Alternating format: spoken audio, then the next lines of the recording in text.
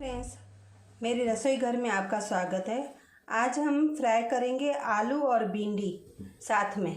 लोग बोलते हैं कि भिंडी हमारी एकदम गल जाती है, दिखाई नहीं देती है और आलू खाली दिखाई देते हैं। आप मेरी स्टाइल से आप बनाओगे तो आपकी भिंडी भी दिखाई देगी, आलू भी गल जाएंगे अच्छी तरह।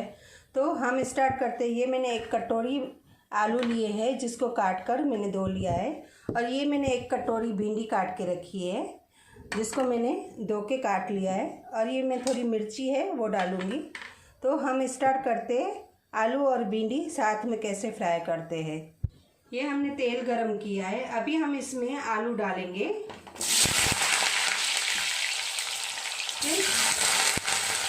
तेल गरम होने के बाद ही आलू डालेंगे। अगर तेल ठंडा होगा तो हमारे आलू नीचे से चिपक जाएंगे कढ़ाई पे। तो अभी इसमें आलू के हिसाब से हम क्या करेंगे, इसमें थोड़ा नमक डालेंगे।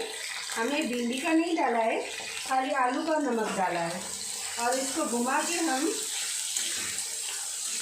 धीमी आंच पे हम इसको थोड़ा पकाएंगे, जैसे हमारे आलू जो है थोड़े गल जाए। इसको हम धीमी आंच पे पकाएंगे।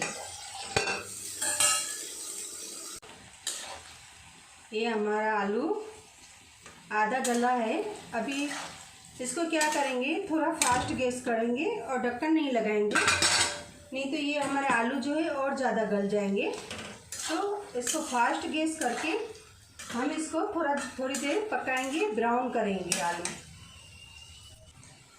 ये हमारे आलू थोड़े ब्राउन हो चुके हैं।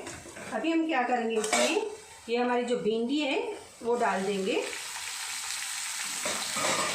भिंडी और ये जो हरी मिर्ची हमने काट के रखी थी, नमक अभी भिंडी के हिसाब से हम थोड़ा डालेंगे, क्योंकि हमने भिंडी अभी डाली है। तो इसको अभी घुमा के हम थोड़ी देर फास्ट गैस पे पकाएंगे, क्योंकि भिंडी में जितना भी तेल होता है वो भिंडी तेल ले लेती है। तो इसलिए थोड़ी देर हम इसको फास्ट गैस पे ऐसे खुले में पकाएंगे। अभी हम इसको धीमी आंच पे पकाएंगे थोड़ी देर, खाली स्लाइड भिंडी पक जाए। ये हमारी भिंडी और आलू गल चुके हैं। अभी हम इसको तेल निकाल देंगे, फिर मसाले डालेंगे। अभी ये हमने तेल निकाल दिया है। अभी इसमें थोड़ी हल्दी डालेंगे हम, नमक तो डाला ही है, और मिर्ची डालेंगे।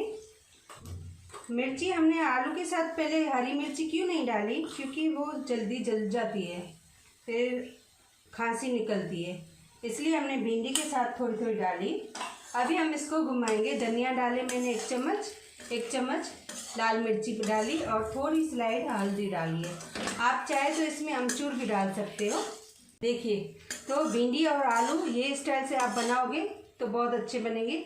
हमारे आलू भी मस्त गल चुके हैं और भिंडी भी गल चुकी है और टूटी भी नहीं है। अभी हम इसको सर्व करेंगे। तो उम्मीद है आप लोगों को ये मेरी रेसिपी पसंद आई होगी, आलू और भिंडी फ्राई कैसे करते हैं। तो मेरे चैनल को लाइक और शेयर ज़रूर करना। Thank you.